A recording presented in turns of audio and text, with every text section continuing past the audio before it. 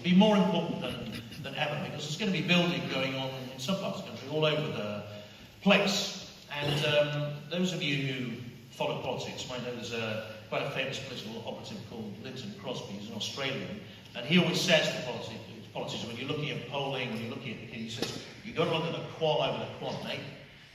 But in truth, in housing, we have to bust this myth that quality and quantity don't go together.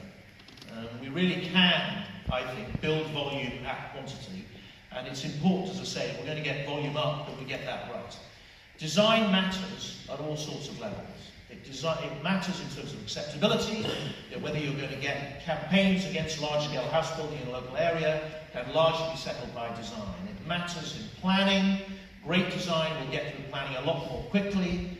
Councillors can see and feel good design when they see it. And so investing in good design up front will enable you to get through that. And we're trying to embed good design through the new NPPF. We've given councils now more power to look at design, be clear about design in their plans up front, about what their expectations are going to be, so that you can factor that into your development appraisals when you're looking at a proposal, and fundamentally factor it into the value that you're willing to pay for the land. Design is really going to be front and centre of the strategy, has to be as we grow, because we know that it's becoming increasingly important. That's design and quality is behind the New Homes Ombudsman, and if we're going to push back against the kind of NIMBY tendency, particularly in areas of high housing need, it's critical that we build things that fit in, that look good, have a harmony to them, that people like the look of and are willing to accept in their neighbourhood.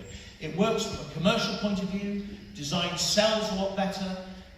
We know that there's resistance at the moment, polling to new build from purchasers. 60% of people who are surveyed have said that they would never live in a new build. And that has to be something about design, right? Any other industry that looked at the population and said 60% of the population is saying they're never going to buy my product has got a problem. And we need to address it. And so I would urge you to invest in design. Now, it's subjective. One man's Sterling Prize winner could be another woman's carbuncle. I understand that. But fundamentally, we all recognise and feel good design when we walk into it.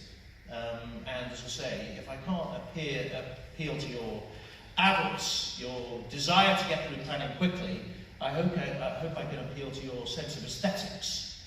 When you as an industry are lying in your Parkinol chair watching Countdown and Flog It on daytime television as you move into your 90s, and lots of you, pleasingly, because of advances in medical technology, will live into your 90s.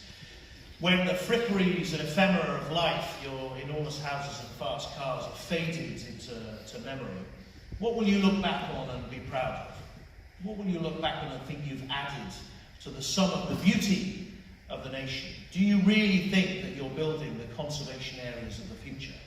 Are you showing that kind of commitment, I guess, to our collective sense of aesthetics? And I think, if you can keep that in your mind as you go into some of these big developments, factor it into the viability, think about good design and really invest in it, then everybody will be happy, especially councillors and local people. And then the third area is fast.